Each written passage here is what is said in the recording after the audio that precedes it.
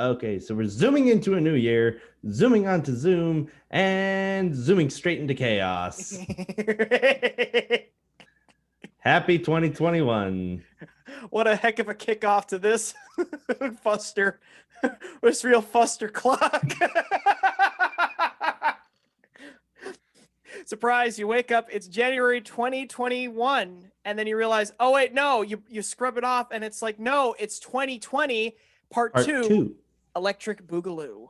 It's like, it's a never-ending stream of bullcrap. Woo! And welcome one and all on YouTube and in podcast land. You are listening to the Tangent Kings. Roll it.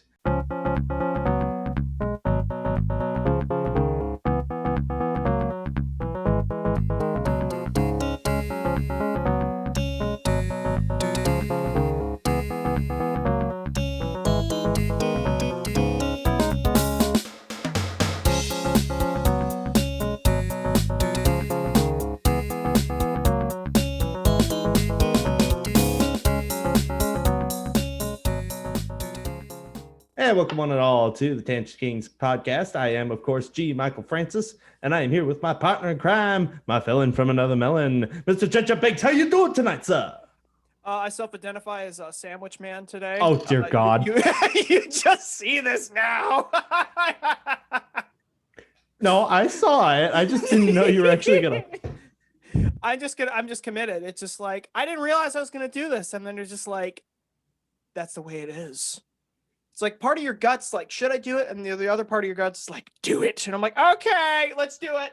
What a freaking black hole this past week has been. Oh, you don't need to tell me. Oh, yeah. Woo, boy, not just work, but oh my God, what the hell is going on in the Capitol? Yeah. Whew. Our sacred union, the sacred religious iconography of our institution has been vandalized. I'm just like, yeah, I appreciate tradition, but it's not a holy shrine. Like, maybe dial it back, CNN. Like, just breathe. Screaming doesn't make it better. Stop it. No, it doesn't make it better at all. No, but yeah, for either side. Oh, well, no, of course. I mean, in serious though. So let's assume this. Let's assume that we've got like 5 guys in the back who are just joining us, and they're wondering, I didn't watch the news, but I'm hearing this first from JJ Benks, Sandwich Man, aka the most handsome man in the universe. And I'm not that. I'm hearing this first time. What exactly happened in the Capitol? Well,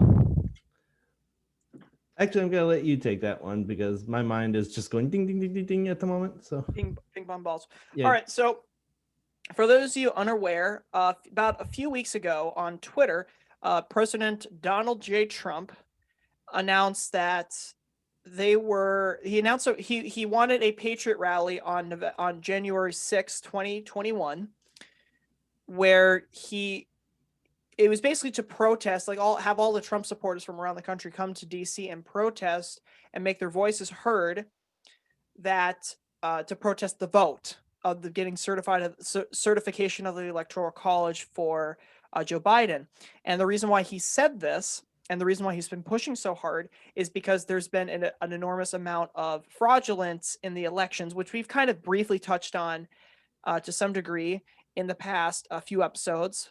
More and more evidence keeps coming out. Some of my friends have said there's no evidence of fraudulence. There's fraudulence, but the narrative went from like there's no fraudulence to some fraudulence to okay, there's plenty of it, but there's not enough to overturn the results. And then they just said, well, just certify the results. We're not gonna discuss this anymore, kind of thing.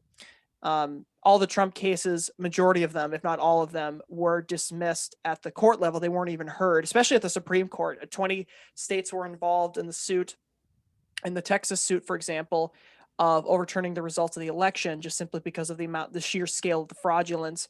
I'll show some graphs in one of the upcoming podcasts. I'll have a picture cut out of it. But anyway, so that's all kind of leading up to it. So Trump's at a point where it's like, okay, this is fraud. Joe Biden getting in is illegitimate because if I won these states that Joe Biden supposedly narrowly won by, I would have won the election, because a lot of them were swing states. And so fast forward to January 6th, 5th and 6th, enormous amount of people showed up in DC, and there were clashes with the police, for example, at certain areas, an enormous amount of people. And then Trump was there at the rally, and he was just talking about how I didn't catch what he said at the rally, for example, but he wasn't inciting violence. He was just saying, he said we're going to keep fighting, we're going to keep going. This isn't over, obviously. But this is he's kind of, in terms of holding on to the presidency, politically, everyone's effectively turned on him. The GOP, for sure, they almost capitulated in the span of a few weeks. They really didn't effectively fight this at all. In terms of the fraudulence of the election, they turned on him pretty quick, especially after the Texas lawsuit. Ted Cruz voted in the session on November 6th to object to the certifying the election results, but he was like, 5 other senators objected to it, and everyone else said, yeah, let's just let's certify Joe Biden as president-elect. And anyway, so needless to say, that's kind of the events leading up to it and what kind of happened during it. What's in terms of what actually happened during these protests or riots, in some cases, there's still a lot of fog of war on it. And what I mean by that is a lot of details are coming out because a lot of it is we just don't know what the F happened. There's a timeline. If you go into lotuseaters.com, I believe they have a timeline up. That's by Sargon of Akkad, Carl Benjamin. Go on to lotuseaters.com. They have an article where they have a timeline, a timestamp of each of the timeline of the events leading up to when protesters or rioters broke into the Capitol building. And here's kind of the tricky thing where it kind of gets hard to kind of figure out what's going on, because depending on who you're listening to, you're hearing 2 very different stories, right? If you're listening to MSNBC, if you're listening to CNN, basically any mainstream media outlet, as well as anything on social media, or anything that's left leaning, it's all lockstep. It's one view, and the view is that this was a domestic terror attack when these rioters basically broke into the state capitol, and they were in some of the offices. They were knocking over papers there's a couple of cases where there were some people who were dressed as some Trump supporters breaking in or breaking windows, for example, followed by other Trump supporters or people who were also dressed as Trump supporters stopping them. There's a picture. There was a guy who was, I believe he's identified as Q. It's a Buffalo Man, the guy with the big buffalo hat on. He had a face painted like it was American flag. He had a bunch of QAnon tattoos on. Haley, my friend, mentioned to me that he's gotten these Norse tattoos, and he's got this Mjolnir necklace.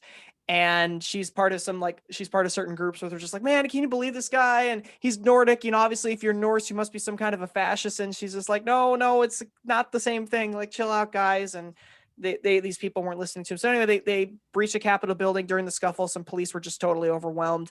There were reports of police, in some cases holding back the crowds. In those cases where there's video of police seemingly letting protesters just walk right in, which is like, that's interesting.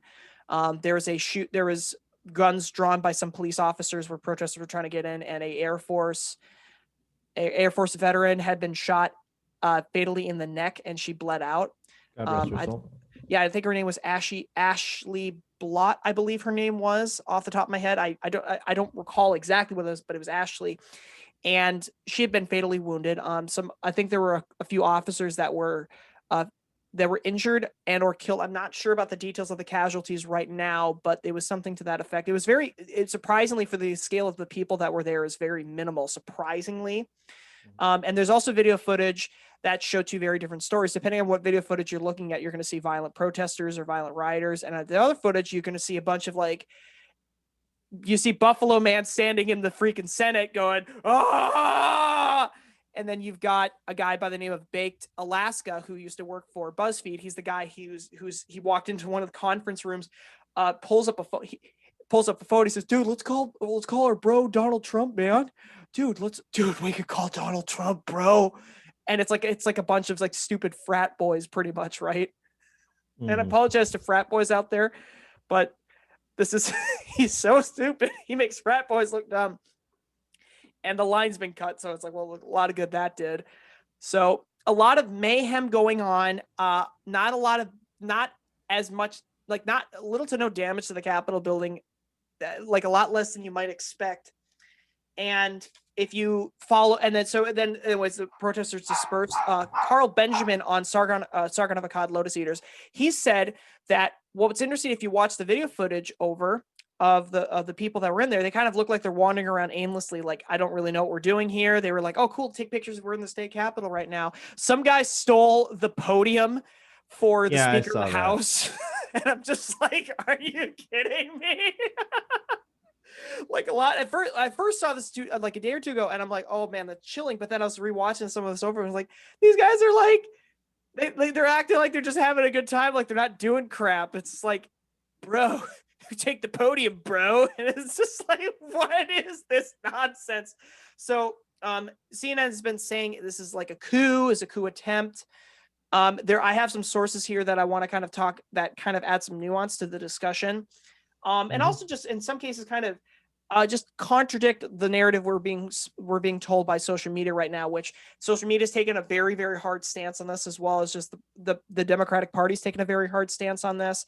And there's a lot more details about that we'll get to later. But just for now, that's kind of just overall the thing that's happening right now up till now. And there's more details I can add, but that's kind of just the overall framework from what I've kind of gathered from watching a lot of Tim Pool, watching a little bit of InfoWars, and checking some of Tim Pool's sources for myself, as well as Lotus Eaters. So that's kind of the overall what's going on.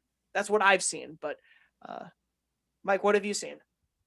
Well, honestly, I haven't been able to follow it much, between family life and work. But from what I could tell, from what I could see, even though, yes, damage may be minimal, the whole idea of storming the Capitol was, to be blunt, stupid.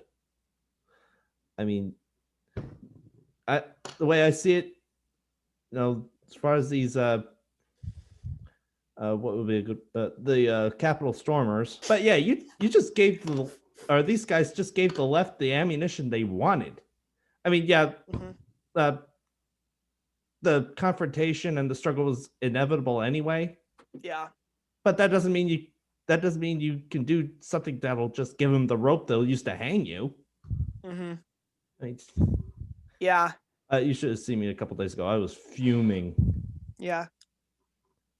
And I've also been hearing, there were actually Antifa agitators who actually started the whole thing. That doesn't matter.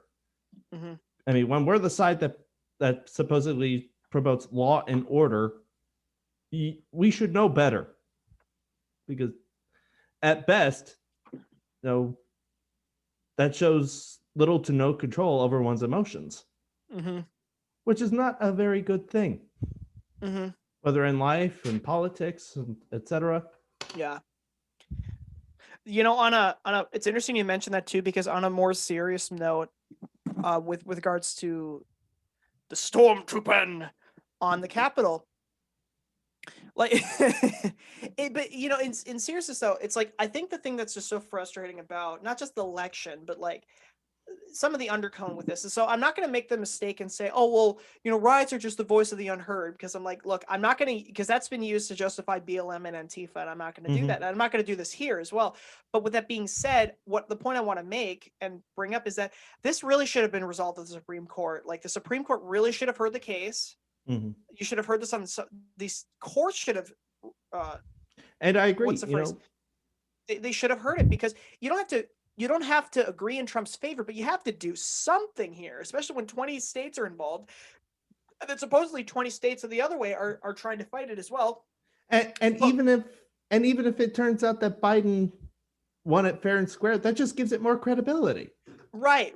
That's exactly right. Is that the reason why we have one of the rules of the Supreme Court is to I know the justices said, or 7 of the justices said, well, this is out of justice's jurisdiction. It's like, well, it's a state by state conflict. And the reason why we're a union is because we're all agreeing to play by the same rules.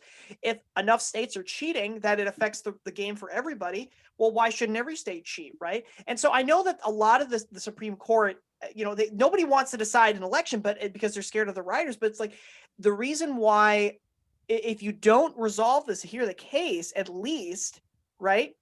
People are just going to be absolutely livid, and that's what happened. They're livid. They're upset. I think in a lot of cases they don't feel like they've been shut down systematically. You not only do you have a lot of conservative Trump supporters, they've been banned and censored on social media, and just even after following the Capitol events, they've been actively persecuted and just outright ban.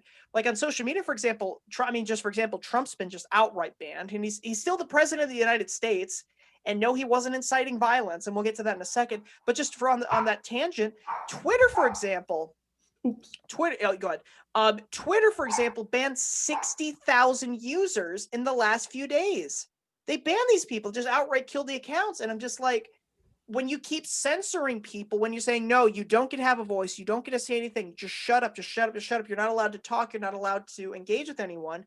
Or just, for example, there's stories of police officers of giving firsthand accounts. There's this black officer in Portland, just for example. He was saying, when I would try to talk to the protesters to see what was going on, some of the people would start talking, and then like a white girl would come in, or like a white guy would come in and like steer the protesters away and say, oh, no, don't talk to the police. Don't talk to the police. And it's like you're repeatedly shut down. Like, you're not only just unpersoned, but it's like you're not allowed to speak. And it's like, well, you're making it not only difficult to actually have a discussion and like figure out what's going on and non-violently resolve things, number one. But number two, it's like when you're not able to even talk about, like, just let me take a brief personal example. When people feel like, when they're yelling and they feel like you're listening to them and you're repeating back to them what they're saying, they say, oh, I feel heard. And they start to calm down. But when people are upset and you just keep defending yourself or keep throwing something in their face, they don't feel like you're listening. They're trying to get you to listen to them, and so they get more upset. And unless they're a fanatic, which in this case fanatics are just going to keep going and going no matter what you say, or some people with borderline personality disorder, they're wound up with a tantrum, they're going to keep going, like in the case with my mom, just a personal example. But most people will calm down when they feel like they've been heard. And if you keep doing it where you have no ability to even discuss or put out your own views out there, it creates tension, and people build up with that. So I think, and plus just with so much of the lockdowns this past year and the double standards with protests by the media, it's building up. It's not just one thing. It's like all this is culminating together to like this social unrest, and it's just only going to get worse. So that's the problem. Not that I'm, mind you, justifying what the protesters had done. I don't think storming the Capitol did gain anything for them. Exactly what you said, As Mike. a matter of fact, it probably lost a lot more than it gained. It kicked the Hornets. It kicked the Hornets' nest. Oh, it didn't just kick the Hornets' nest. I think it more or less kicked the Lubyanka, if you want to use the analogy of kicking a nest. For the record, for those of you who aren't historically attuned, the Lubyanka was the headquarters of the KGB. Ah, yes. Yep. For those of you who are not socially attuned to us historically. For those of you who are not with the current trends. Okay, that wasn't what I was trying to say. I know, but I had to jump on that just a little bit. But you'll be getting me back you'll be teasing me in a second anyways. But that's the whole point. It's just what you said. Yes, it's being blown out of proportion, but at the same time, it's like this is everything the left needs to do this, like the persecution. And also the thing is too, they have control of everything right now. Maybe not the Senate; it's about halfway.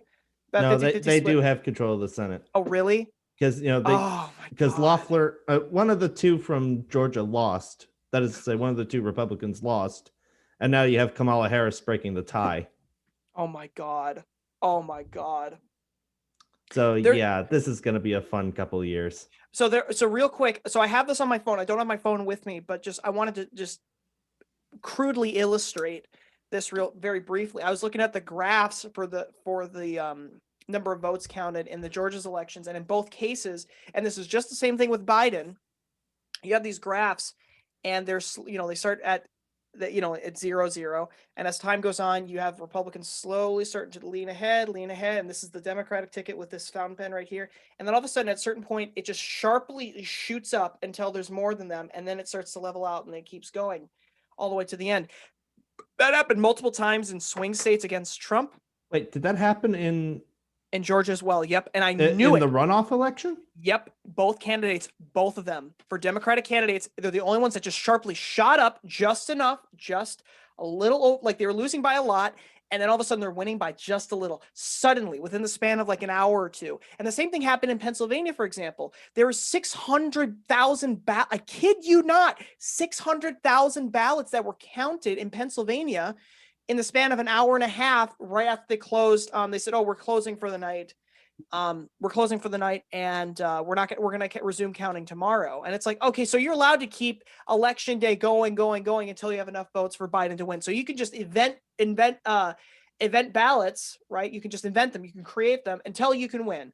Obviously with Georgia, you've got a smaller time frame, but that's exactly what happened. So you saw that graph with Trump, and you saw that graph with these two Democratic senators, because like I knew this. I don't know if I said this in the podcast, but I said, I swear on my, I'm not going to say I'm swearing on my mother's life, but like I knew it that they were going to be two Dems that were going to win. I knew they were going to win, because if they know they can get away with, only one of them won though. Yeah, but only one of them won. Yeah, I can't remember which one it was, but I thought both of them won. No, it was from what I could tell, it was just the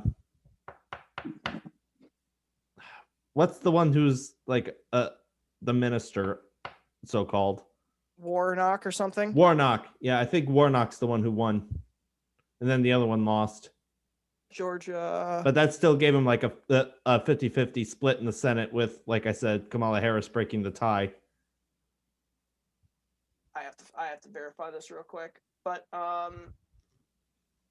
and Ossoff wins as well.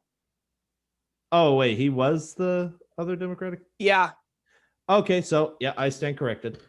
Yeah, so Ossoff wins and Democrats gain control of the Senate. So that's, Republicans are out of power, which frankly, whoops, let me mute that real quick. I don't know if that played in the video or not, but I heard a little something. Yeah, then maybe it was at CNN playing it. But anyway, so yeah, so Ossoff won and Warnock won as well. There, let's just look at Washington Post real quick. I want to make sure I have the correct information. Yep. Ossoff won at 50.6% to Purdue's 49.4%, and then Warnock won 51% to Loeffler's 49%. So not by much, but they won, but not by much. I must have misread something then. Yeah. And as usual, it's concentrated in just like a few blue counties, and that's apparently enough to swing the election. Mm-hmm. Which we've seen a much greater trend over the last few years. But yeah, I knew they were going to win. I'm not prophetic, but I'm just like, if you look at the pieces in play, you kind of start to realize, so this is what's going on. Because if you can get away with election fraud and it's working and the stakes are this high, why wouldn't you keep doing this tactic? Like when you're winning, you keep doing the same thing that works if you're winning. Yeah, well. Yeah, it's a lot. It's a lot. It's exhausting, and it's like, great. And it's almost 10 o'clock at night. No kidding, right? And you're probably getting close to your bedtime. I got off work early, or late, so. Yeah. Hey, it is what it is, and yeah, it's. Well, now that this is happening, now what? Right. It's like.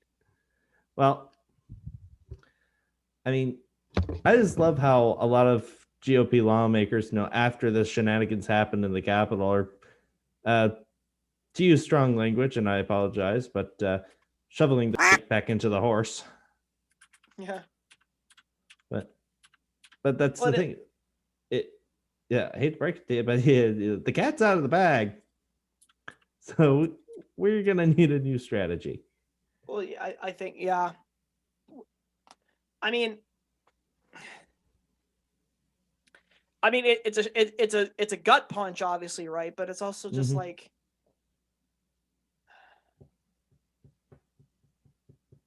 it's certainly a gut punch, because I mean, obviously, I used to be a lot more libertarian. I didn't really get involved too much in politics, but by circumstance and by a lot of hitting the brick wall of communism, both a personal experience in college and what I was reading, I'm like, I don't, I turned very quickly into an anti-communist, and I'm proud of that. I'm a proud anti-communist, and I really hope that ages well. But I genuinely mean that. I never liked communism, for example. I never liked Marxist ideology, and I'm not a fan of socialism.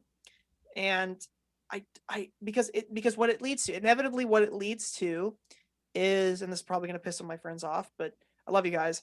But it's just, and they and I have talked about this before, but it's like when the state's in control of everything, not only is it more inefficient to the point where it's wasting an enormous amount of money for very little return, but it also, like, why would the state ever give up its power unless it's absolutely prompted to?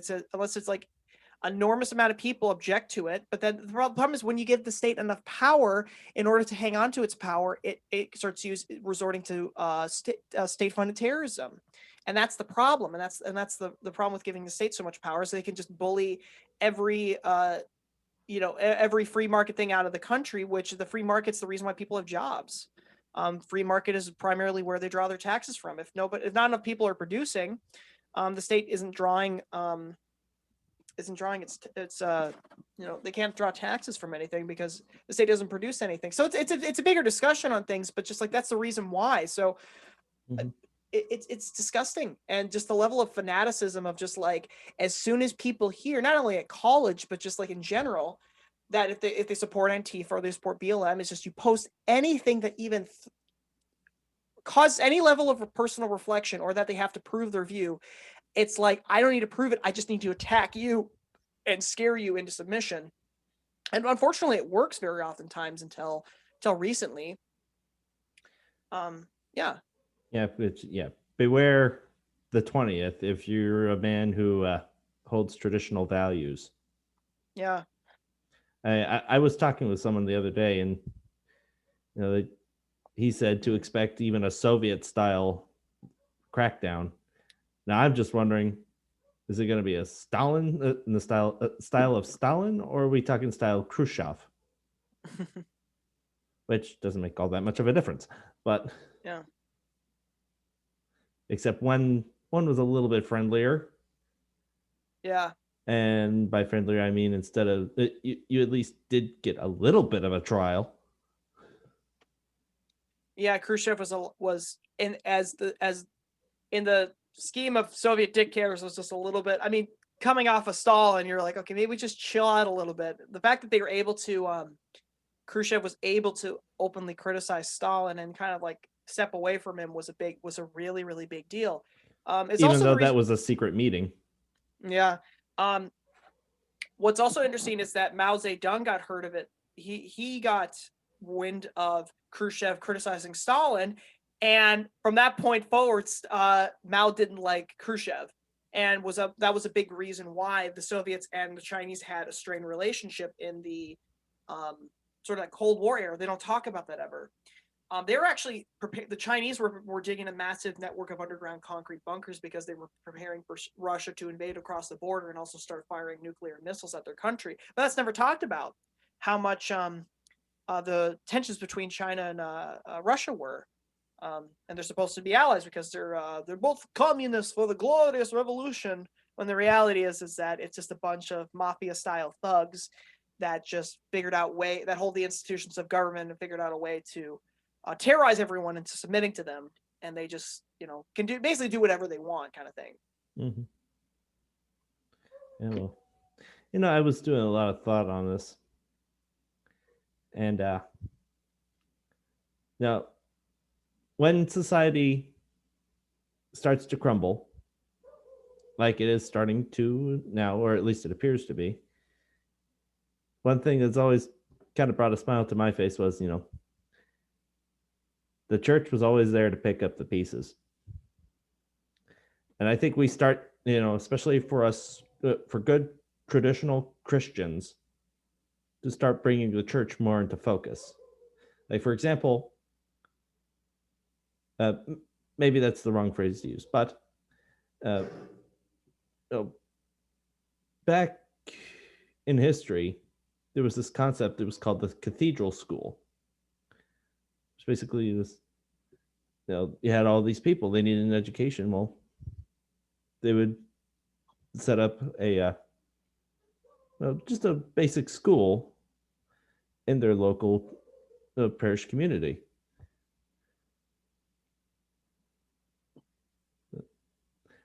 I'm starting to think we should probably consider bringing that concept back, because you and I both have been through the public school system, and you know what and we know what happens when someone goes through there. Yeah. Mm-hmm. I mean, and that was like almost 10 years ago now. Yeah. When you have people that don't have self-esteem, I mean, who has self-esteem in high school and college, right? But when you don't have self-esteem and you're so afraid of losing your friends, you people who you perceive to be friends, it's like, oh, they'll turn on me, so I better agree with them so I don't lose them. I mean, the reality is that if you say something and they just reject you, right? They're not really your friends, obviously, but when you're really insecure and you're clinging to all this, it's like, oh my gosh, I'm so wrapped up in what they think about me. I'm so wrapped up in getting approval and being loved and adored by all these people. Of course, I'm going to agree with them, because, I mean, what does it matter if I think differently? Versus, like, as conservatives and religious people, both in high school and college, there's a target on your head no matter where you go. And I noticed that that intensity wrapping up even further. I can't imagine the level of violence is going to happen for conservatives on college campuses, just the abuse they're going to get there.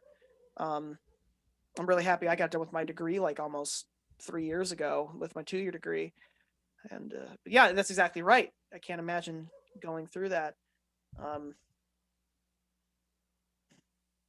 It's tough. It's really genuinely tough. Yes, but I'm talking more along the lines of keeping the tradition alive. Yeah. Because let's face it, the next 4 years, it's not going to be super friendly. Mm-hmm. As a matter of fact, we're going to see increased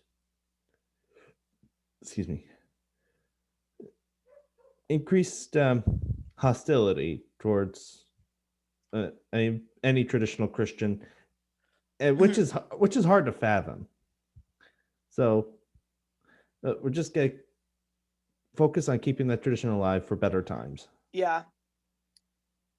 Yeah. Well, I still remember the quote the statement Carl Benjamin made on Twitter when it was Parler, which just got banned. Of course.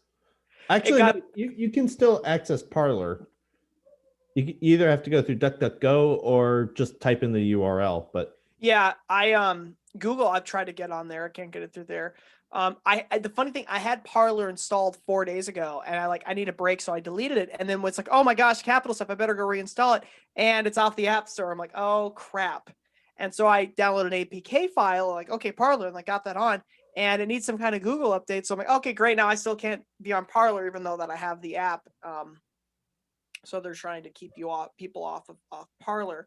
But he said, yeah, Carl Benjamin said that on Parler, and he said that, it's the Catholics that are, keeping not just the traditions of Aristotle alive, but like this is the light of Western civilization. And I'm not gonna say that the Catholic Church in general has always been like the most is morally blameless. I won't say that, but for what it's been very heavily criticized, and perhaps in some ways, many ways, rightly so. But at the same time, it's like, there's been an enormous amount of good that's been preserved in the Catholic Church. And there's a reason why why the sort of whole religious framework has been alive for almost 2,000 years. When was the Catholic Church like technically founded? Like, I know the church says that Peter was the first pope, but like, when was it like officially, like sort of like the Church of Rome sort of first established?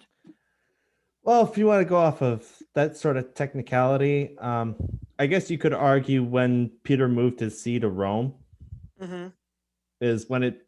No, oops. Did you spill something? No, I dropped my mic. Mike drops his mic. Exactly. Instant replay. But yeah, I can't remember what year it was, but at some point Peter moved his see from or his chair from Antioch to Rome, and that's where he stayed, and obviously was martyred. And ever since his successor has been the Bishop of Rome, going to Linus, and then, oh goodness, who came after Linus? Was it Cletus? I don't remember, but yeah, so on and so forth until you get Francis the First. So that's why pretty much the Catholic Church is based in Rome. Okay, that makes sense, because I know that there's kind of a perspective in Protestantism that I kind of grew up with, is that you've got this, that there was the Catholic. Obviously there's a few, and for historical reasons, that the Catholic Church, for example, is this fairly evil institution that's oppressive and controls people and is moral authoritarians, and acts as a sort of like amoeba that's pretending to be connected with the body of Christ, and it isn't. And there's this attitude, and I'm not necessarily saying one way or the other. There's kind of the attitude. I was my understanding years ago that what's the phrase, that it was the Catholic Church that sort of came around after the fall of Rome, that kind of stepped into the power vacuum of Rome collapsing and sort of became this big religious monarchy, sort of, in a lot of ways. But it definitely doesn't sound like the Catholics necessarily. A lot of Catholics don't see it that way. Is that correct? Yeah, that's pretty much correct. If the Catholic Church did step in, it was to preserve the culture, and just to keep things running. It wasn't to shove this new doctrine down people's throats, as a lot of people will say. Right. But yeah, absolutely. Yeah, we should have a bigger discussion on the differences between Catholicism and Protestantism. That'd be a lot of fun. That'll be a pretty big show. We could break it up. We could do a segment, and Bleep Masters, obviously, because that's the name of the Discord now. It's not Whatever Masters. You know what it was, guys. It's now Bleep Masters. That's even better. But yeah, we love you guys so much. Given the sound I usually use, they should have named it Quackmasters. Quackmasters. Spike's sitting there like, all right, we're gonna change it. But we could do like a segment. If we could keep doing political discussion, obviously, but we could also start to kind of get more into like differences between Catholicism and Protestantism, and we could. And that's another thing we actually need to work on, because this is not the time to be at each other's throats over transubstantiation versus consubstantiation. Wow. Can't I just say one in being? Why'd you have to go and make me so consubstantiated? Oh, for heaven's sakes, Benks. I might have to go and get my papal evacuated. I can't breathe. I can't see. I'm combining a Weird Al song. Anyway. Papacy re-evacuated. Anyway. But that'd be fun. We could do that if there's interest in it. We could definitely do that. To briefly to swing it back into a little bit with the capital stuff, I kind of want to just mention a couple sources real quick, so you guys kind of know that I'm not pulling this out of my butt. I wanted to mention this real quick, and then we can kind of go on to other things if we still have time. A couple points was that our audience may not be aware of is what that contradicts the main narrative, that when Trump with the Capitol protest riots or stormtroopers, when this was going on, the way that the narrative's been doing is that Trump incited them, he riled them up, encouraged calls to violence to them to do all this damage, and the police pushed them back. Trump is a threat to the union and to our democracy, whatever that means. That's a new phrase that's being thrown around last 4 or 5 years. But not this is a little longer than that. But anyway, my whole point is that he during the protest riots, he publicly condemned them multiple times on Twitter, and Twitter deleted all of his tweets on that. And he also released a video where he said, hey, I know we're upset, but we have to be orderly. Go home in peace. Just stop fighting, stop breaking stuff. Let's calm down. So he publicly condemned it multiple times of the violence. And Twitter censored him. Facebook banned him. Then Twitter said, if you don't delete those 3 tweets that we deleted Trump, you better delete them. If you don't, then you're banned permanently. He deleted them, and then they banned him anyways. So they banned the president of the United States. Trump went on to his official POTUS account and got a couple lines out talking about it. And then they banned him and they deleted those in 3 minutes. And so he's off Twitter, he's off YouTube, he's off, I think YouTube banned him. And Snapchat, he's off Twitch, he's off Facebook for sure. So they're just kind of unpersoned him. They got rid of him fast. They got rid of him really, really fast. Trump had a Twitch account? I don't think he used it, but he had one. I read an article today, or just tail end right before we were about to shoot, that apparently Amazon banned something that had to do with Parler. So Parler has to there's something that they had some kind of integration with Parler. So first they went for Trump, and then they're going to straight for Parler because Parler is the best Twitter substitute, which Trump did join Parler recently. And do you know what his Parler his name on Parler is? What? It's not real Donald Trump. It's the official POTUS. It's like, wow, okay. But yeah, he told the protesters to go home. And then here's something interesting that we didn't talk about before the show, that Haley and I briefly talked about this afternoon, or this evening a few hours ago. So I've obviously kind of mentioned all the stuff with Trump, but what didn't mention is a couple interesting tidbits. So, Mike, were you aware that Pelosi asked the Pentagon to conduct a military coup against Trump? I am not aware of any sort of reporting on this. I would have to see the evidence. That's why I printed this out. Well, I need more than just a pixelated picture on a screen. All right, so this is the New York Times. I don't know if the image is reversed, but I'm going to read this to you. And to verify this as well, Tim Pool, so if you go onto YouTube and do Timcast, it is his second video he posted today on 1/9/21. If he still has a YouTube this video by the time you watch this. But he said this, and then this is a New York Times article, so I didn't just type this up in my word processor. This is actual New York Times article. So they said, quote, Pelosi pressed Pentagon on safeguards to prevent Trump from ordering military action. So you think, oh, well, that's not so bad. She's just asking the Pentagon to step in case Trump does something crazy with the military. Well, let me read you a couple tidbits, and then the story kind of changes a little bit. In a phone call to the chairman of the Pentagon, General Mark A. Milley, Ms. Pelosi appeared to be seeking to have the Pentagon leadership essentially remove Trump from his authorities as commander-in-chief. That could be accomplished by ignoring the president's orders or by showing them by questioning whether they were issued legally. General Milley appears to have made no commitments, as it's noted that it's unconstitutional to divide legal orders from the commander-in-chief. But some Defense Department officials, excuse me, clearly resented being asked to act outside of the legal authority of the 25th Amendment. Basically, they don't want to step in. Continuing, they cannot remove the president from the chain of command. That would amount to a military coup, the officials said. But two former administration officials with close ties to the national security establishment said they'd seen signs of Trump saying, maybe they could move towards military action or not. But Pelosi said she asked General Milley about available precautions for preventing an unstable president from initiating military hostilities or accessing launch codes and ordering a nuclear strike. She said that the president's unhinged and we can't trust him.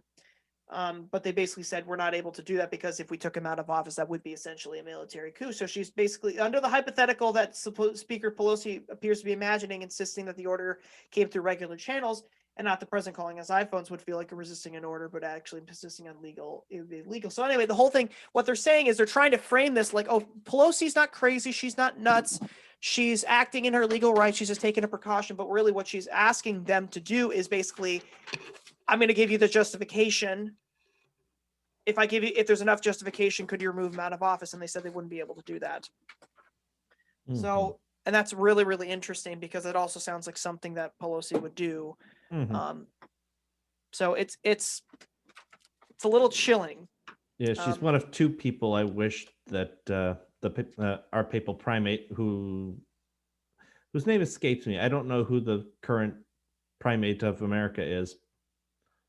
but I really Is wish it he would. Harambe? It is not Harambe. The papal. Let me put it this way: the papal nuncio. Bless you. Thank you. I wish that there are two Catholics in this nation I wish would be excommunicated. Pelosi is one of them. She's Catholic? Yikes. Regrettably. Regrettably. She's apostate. Let me put it that way. She's Yes. Yes, she is. And would you like to take a guess at who the second one is? Is it Nancy Drew? Who the? She's a book character. No, I was gonna say, isn't she a book character? Yeah, she is. Is it Richard Simmons? No, is it? I'm gonna guess Chuck Schumer. Well, if he's Catholic, I've never heard of it. Yeah, I don't think he is, but Biden. Oh, that's right. Isn't he Catholic? Ooh. Yes, I'd like to pull up my catechism on those two. Please do. Well, I can't. Well, not right now, but maybe we should. Do you remember the trouble I had getting to one of them the last time? You know, I don't know what that is. Wizard of Oz, dude. That's from Wizard of Oz? Yeah. I remember you in Civil Air Patrol years ago going, Musta. I remember that. So when I hear William, I'm just like, Musta. he's blushing over here. I'm not blushing. You're embarrassed. You're like, oh God. Anyway, but speaking of Chuck Schumer, brief aside, related to Amy Schumer, who is probably one of the least funny women on the whole planet. And that is a objective scientific statement based on my extensive credentials and long list of college education. So instead of watching a Amy Schumer special and saying how long, like how much did I laugh during it, you're going to say, how long does it take for her to actually actually get you to laugh? Mm-hmm. It's like, wow, it's just like 35 minutes into the special and I still haven't cracked a laugh. It's like, this is just trying so freaking hard. Anyway, getting back to Catholics we don't like. Oh, I've got a list. He's got a list and he's checking it twice to see who passed catechism nice. Michael Claus is coming to town. You know, it's funny. You started that, and I was actually thinking of the Mikado. Mikado. Yeah. Sounds like a cocktail. No, it's it's a play by Gilbert and Chesterton. Or not Gilbert and Chesterton. Oh my God. Gilbert and G.K. Chesterton wrote a play. Gilbert and Sullivan. There you go. Yeah, it's either a musical or an opera. Either way. I am the very model of a modern major general. That's one of their bits. But I was thinking of the other half of Behold the Lord High Executioner.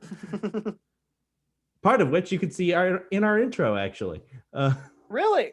Yeah. I wondered about that because I watched your intro and I like what's kind of being flashed on, but I'm thinking like, I don't know what most of this stuff is. I see my face and I see Mike's face, and that's about all I know. But you got that colorful scene. Yeah. When I list culture, it's got those men sort of walking around in sort of a circle. Yeah. Yeah, that's from the Mikado. Oh, cool. Mm-hmm. And that's actually the song. Starts the song. Behold the Lord High Executioner. I was way off key there. That's not too terribly bad. I mean, Bleep Masters will tell us, but Gigglebud says, quote, it was pretty bad. 10 out of 10 would not recommend.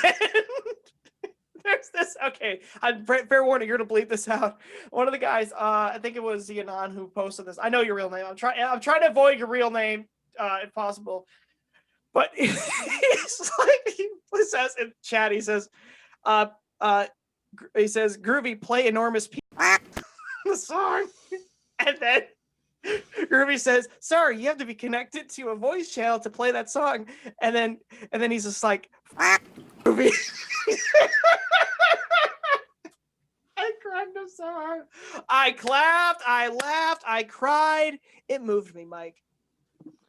I knew you were going to make that reference. I laugh. Make more Larry Boy references to VeggieTales. Hashtag make VeggieTales great again. Not that monstrosity they got now. Oh, okay, maybe next year for the 2024 election, we can run Mr. Nezzar as the Republican president. So, Mr. Nezzar, your rebuttal, please. The bunny. Ooh, I love the bunny. Yes, but what would you do about the economy? I ain't got a suit or a rock, just a bunny. And all the Bernie bros are like, I clapped, I love free chocolate.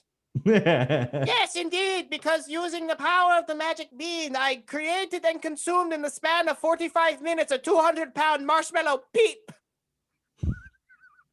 That's great. Anyway, we can have VeggieTales. Go ahead. I was just going to say, just to sort of, as Anthony Bryan Logan would say, then I wrap it on up, put a nice bow on top.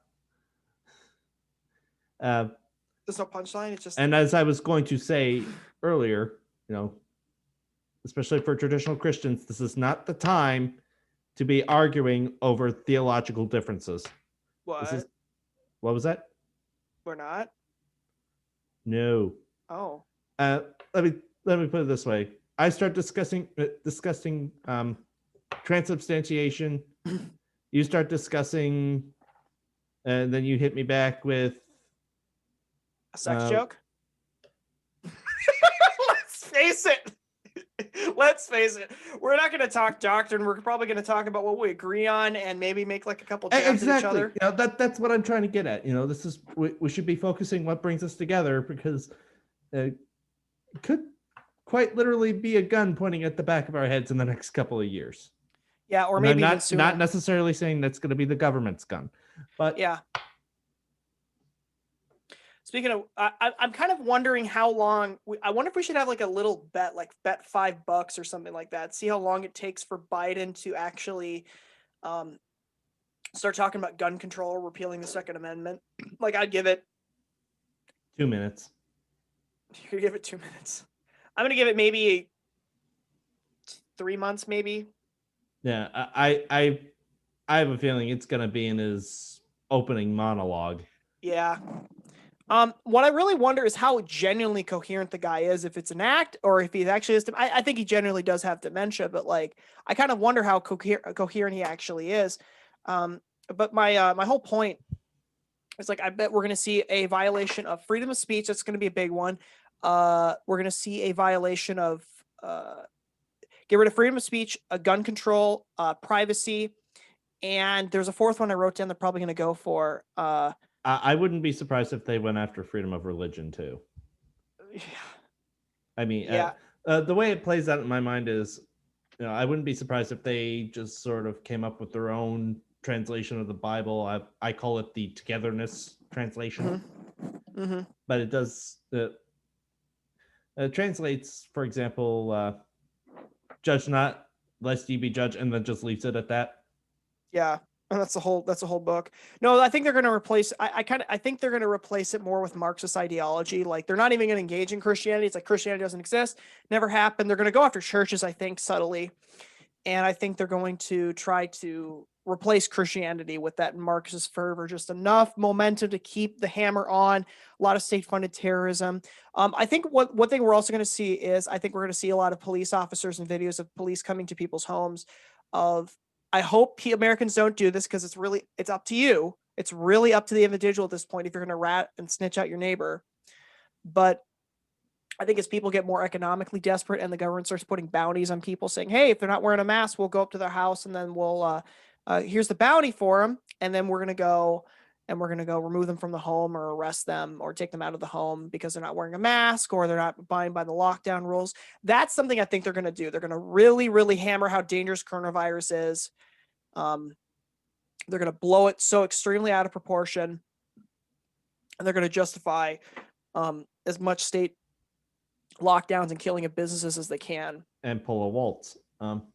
Yeah. I don't know if you remember this, but when churches were allowed to reopen, I think the cap was 10 people when the churches were allowed to reopen. And Archbishop Hebda, who's the Archbishop for Minneapolis St. Paul, he straight up said that he was going to defy that order. Good on him. Yeah. Finally a bishop who's got balls. Yeah, like Minneapolis St. Paul, like right at the heart of like high corruption liberal city. Like, good on him, man. Mm-hmm. But yeah, I saw that. I was like, yes. Oh, I wish I was still living in Minneapolis sometimes, because that's a bishop. He said, you know, my authority comes from God. You're not going to tell me what to do. Yeah. Now I will exercise some precautions and prudence. But yeah. You know, it's sorry. Go ahead. I was about to say we are sort of running low on time though, so we should probably. So I've got two more sources I want to just show real quick here, and this is mirrored, but I'll show you where you can find this too. One thing I wanted to mention, because I wanted to get to all these sources. This is something really chilling that Antifa had said, and we'll talk about kind of the protests here in a second. But Antifa had said, and I'm going to pull this up and I want to quote it verbatim. What was said here? I'm going to minimize this. Oh, got it right here.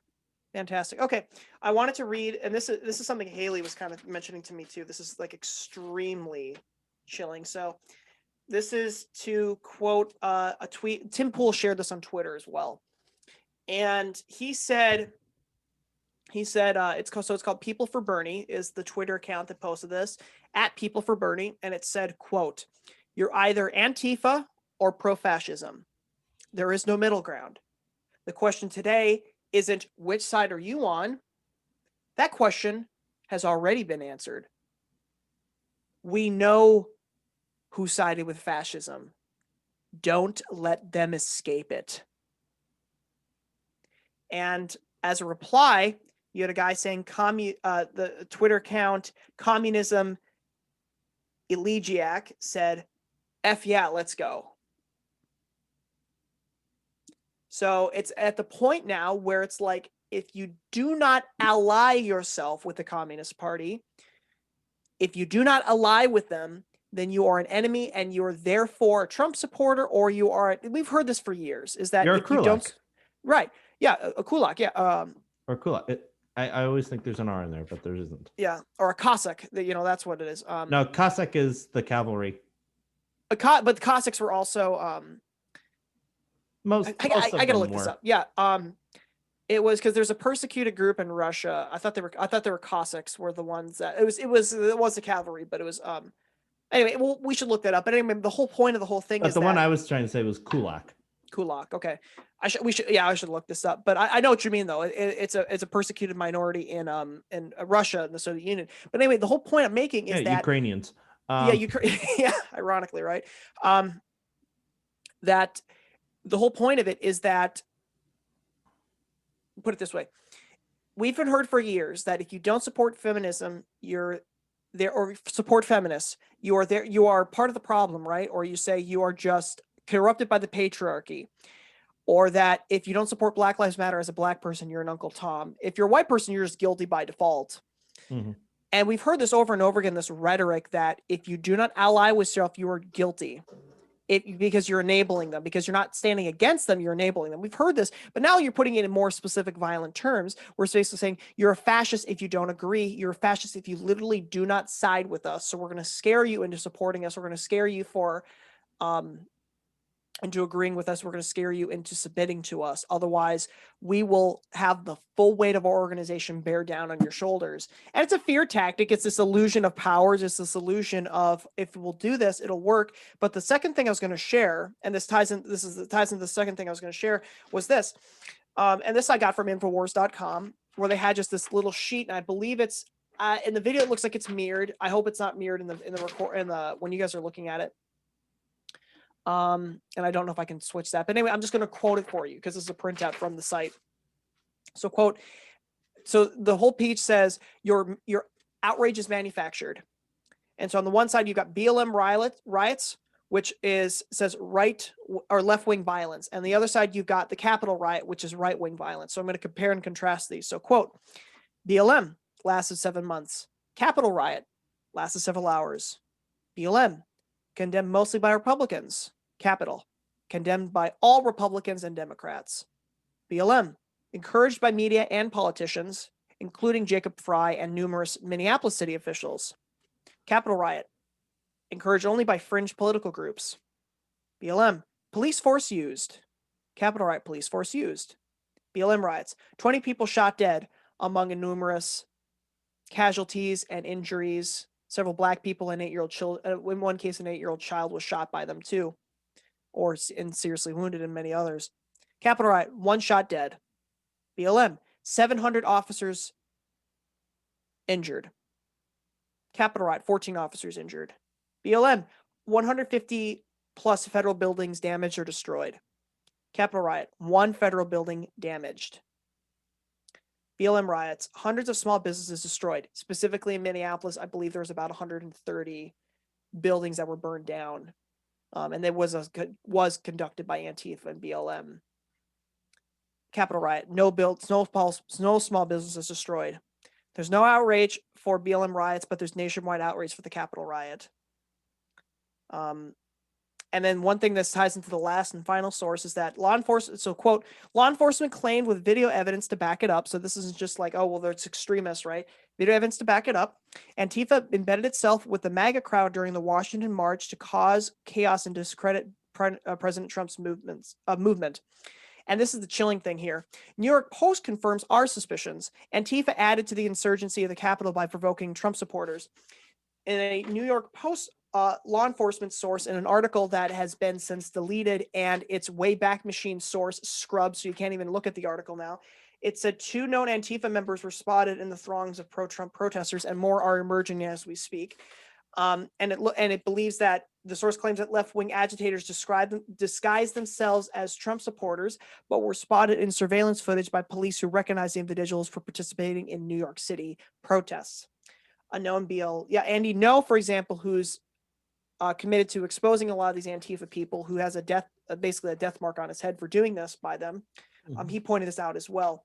They reported that a BLM, quote unquote, Utah Deseret News, my mistake, reported that the BLM, in air quotes, journalist, John Sullivan, claims he entered the Capitol during the rally only to document the event, but his own videos show him encouraging others as they rioted. So, and what's also said is that these people that were causing damage, a lot of these Trump supporters were either there's one video of one particular guy who took out a club and was starting to beat one of the windows in, and one of the Trump supporters, someone was yelling, Antifa, Antifa. And this Trump supporter came up and grabbed him and pinned him down and prevented him from doing that damage.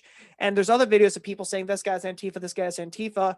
So the question is, okay, well, there's actual evidence emerging Antifa was there. It's not like, oh, white supremacists took over BLM and started causing all this damage. It's like, okay, we have actual evidence of Antifa being there right now. It's not just saying, oh, one side's trying to excuse the violence and saying it's someone else, and one side's saying the other. No, we have actual evidence for this. We have actual evidence for it. And so that's the key.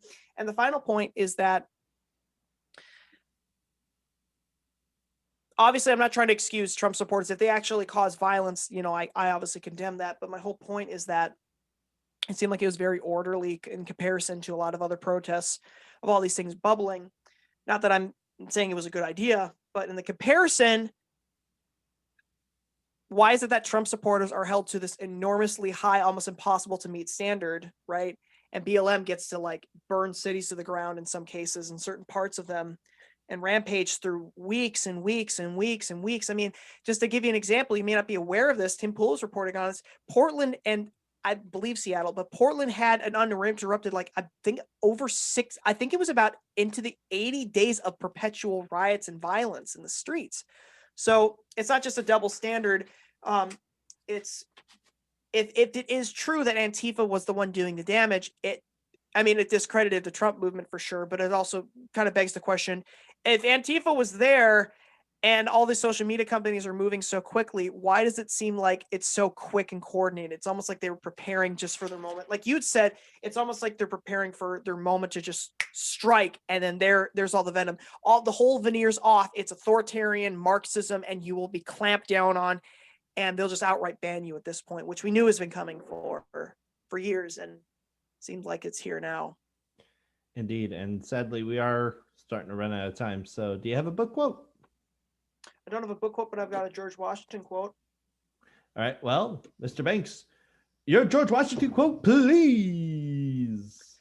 Quote, and this is from AZ Quotes. Quote, if the laws are to be so trampled upon with impunity, and a minority is to dictate to the majority, then there is an end put at one stroke to Republican government, and nothing but anarchy and confusion is to be expected thereafter. Yep. Nail right on the head, and actually left me speechless, which, as my sister will confirm, is a rarity. But would like to go on, but we are sadly out of time. So thank you, everybody, for watching. Hope you have a good day, and God bless. Oh, you're not going to say a spiel? God bless the United States of America. Indeed. And oh, don't forget to like, comment, and subscribe. And yeah, if you must, leave a comment. Please do. We're probably we don't know how long we have on YouTube and social media, so the more you can spread us around, we appreciate it. But I believe as time is going to go on, we're going to try to branch more into Rumble and Parler primarily, but we'll still be sharing the links to our videos in Discord as well. So thanks for watching, and thanks for giving us a show, because without you guys, we would not be here at all. Indeed. So without further ado, God love you. Good night. Hogs et bonum! Hey folks, if you liked what you saw, be sure to follow us on Facebook and now on Parler. God bless.